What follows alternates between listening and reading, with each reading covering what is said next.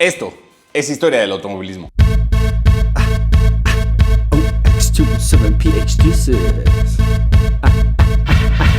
Hoy, Juan Manuel Fangio.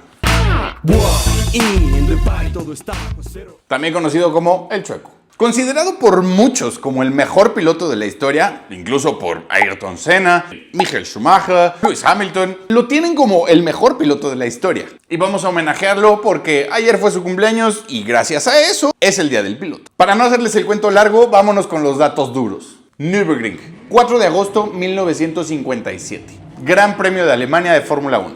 Son 22 kilómetros de asfalto, curvas ciegas, ya sabemos, el infierno verde. Mi abuelo decía que esa era la época en la que los pilotos eran gordos y las llantas eran flacas. Un mecánico pierde la tuerca de una de las llantas traseras y por fin cuando la máquina Maserati toca con las 4 ruedas y el piso, arranca Fangio.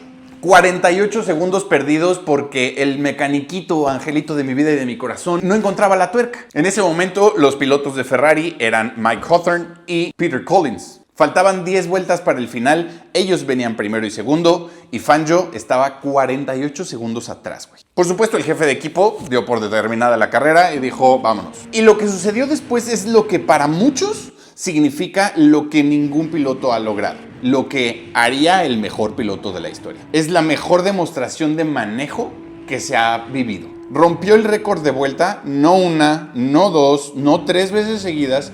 Rompió el récord de vuelta 10 vueltas seguidas. Aparte, no lo bajaba por décimas, Se lo terminó bajando 8 segundos. ¿Cómo es posible que un piloto, dejen un piloto, un hombre que está al borde de su retiro, ya pegándole a los 40 años, empieza a romper esos récords en Nürburgring? Así que por eso hoy vamos a recordar la historia de El Maestro, o El Chueco, o como le quieran llamar a uno de los mejores pilotos que ha visto la historia, Juan Manuel Fangio. Para entender la mente fría de Fangio en Nürburgring, tenemos que irnos para atrás. Nació en Balcarce, Argentina, 1911, antesito de que estallara la Primera Guerra Mundial. A los 11 años él ya estaba metido en un taller mecánico. Ahí aprendió un superpoder que lo acompañaría durante toda su carrera. Entender las entrañas del auto. Sabía exactamente cuánto podía exigirle a un motor antes de que volara como granada. Su escuela de manejo no fueron los circuitos perfectos de Europa o los simuladores que tenemos actualmente. Fueron las brutales carreras de carretera que se corrían antes, en las décadas entre 1930 y 1940. Hablamos de carreras como la Buenos Aires-Caracas. Casi 10,000 kilómetros. 10,000 kilómetros. Eso es la distancia en línea recta entre México y Alemania. Cruzando desiertos, selvas, por supuesto la cordillera de los Andes. Y todo esto por caminos de tierra, lodo. No era una pista de a de veras. Ahí no había zonas de escape, ahí no había oficiales de pista, ahí no había banderas, ahí no había radios. Los pilotos tenían que ser mecánicos, navegantes y sobrevivientes. En ese entorno tan salvaje, obviamente, Fangio desarrolló una resistencia mental de acero. Muchos de los autos que tenemos aquí representan la elegancia y finura de los autos de Fórmula 1 actuales. Pero Fangio se forjó en el lodo y en el peligro real. De hecho, llegó cuando la Fórmula 1 apenas nació en 1950. Él ya tenía 38 años, o sea... yo tengo 32. Una edad en la que muchos pilotos actuales ya están retirados. Por supuesto, Fernando Alonso, pues un niño todavía. Y para él apenas estaba comenzando la historia en la Fórmula 1. En solo 8 temporadas de Fórmula 1, Fangio logró lo que parecía absolutamente imposible y que tardó décadas en ser superado, Lo cual es ganar 5 títulos con 4 equipos diferentes. Y tomó décadas que eso se superara. Alfa Romeo, Maserati, Mercedes y Ferrari. Fangio no dependía de un auto superior. Él hacía que el auto fuera superior. Su filosofía de manejo era simple pero perfecta. Ganar a la menor velocidad posible.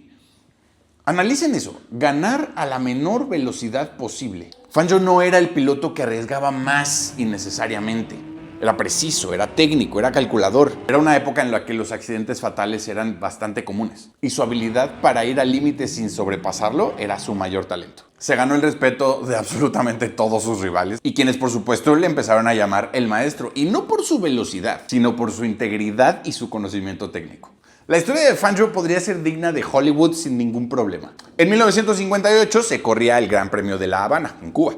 Y fue secuestrado en su hotel por miembros de la guerrilla de Fidel Castro. Y no buscaban dinero ni buscaban recompensa, no. Buscaban llamar la atención para su causa revolucionaria, de manera internacional. Y lo increíble es lo que sucedió después. Fangio, con su calma habitual, terminó haciéndose amigo, no amigo, pero sí pasándola bien con sus captores. Ya que lo liberaron, declaró haber sido tratado bastante bien, de hecho. Y que incluso compartía algunas de sus ideas.